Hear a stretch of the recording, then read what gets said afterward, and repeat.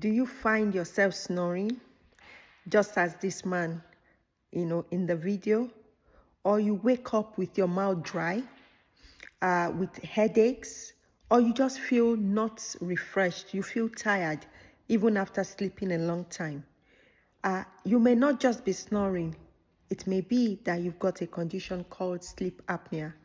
Sleep apnea can definitely affect your health, causing problems such as fatigue, which is just chronic tiredness, daytime excessive sleeping, high blood pressure. It can have a strain on the heart, leading to heart attack or even strokes.